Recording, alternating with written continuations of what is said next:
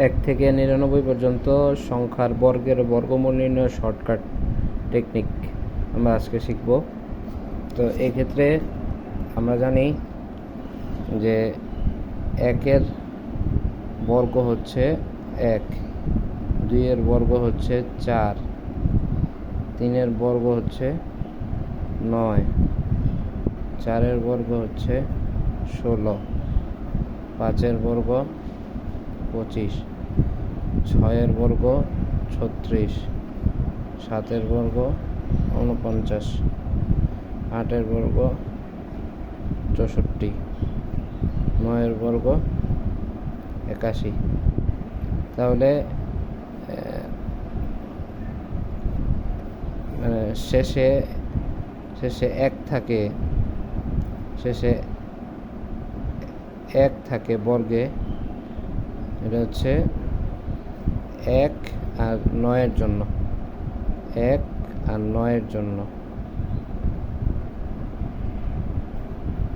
শেষে 4 থাকে 2 আর 8-এর জন্য, শেষে 4 থাকে 2 আর 8-এর জন্য। তাহলে শেষে 9 থাকে কত? 3 আর 7-এর জন্য, 7-এর জন্য। শেষে 6 থাকে 4 আর 6-এর জন্য, শেষে 6 থাকে 4 আর 6-এর জন্য। তাহলে আর শেষে 5 থাকে শুধু 5-এর জন্য, শেষে 5 থাকে শুধু 5-এর জন্য। তাহলে এখানে যদি আমি 8649 দেখি, তাহলে 8649 এর শেষে 9 আছে। তো 9 থাকে 3 আর 7-এর বর্গে। তাহলে এখানে হতে পারে 3, হতে পারে 7। এখন একক অঙ্কের স্থানে পরে দশকের পরে যে সংখ্যাগুলো থাকে, এখানে আছে 86, তার থেকে ছোট বর্গ সংখ্যা হচ্ছে 81।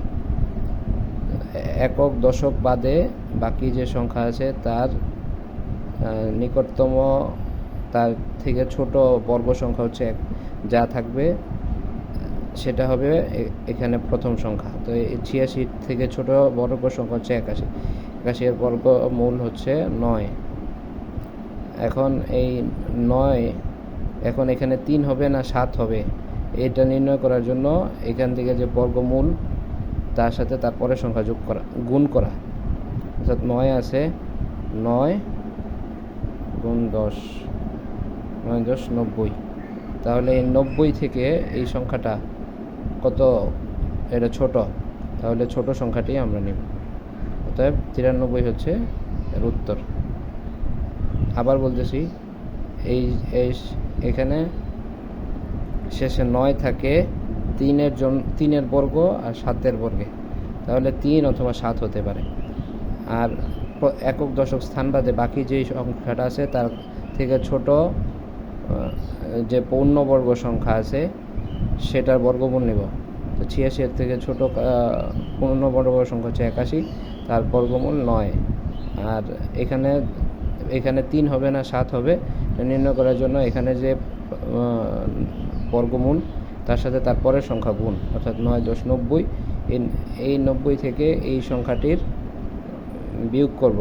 এটা যদি ছোট হয়, এটা থেকে যদি এটা ছোট হয় তাহলে ছোটটি নিব, এটা থেকে যদি এটা বড় হয় তাহলে বড়টা নেব। তাহলে উত্তর হচ্ছে 93।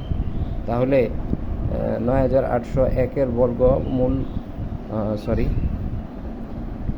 9801-এর বর্গমূল কত হবে?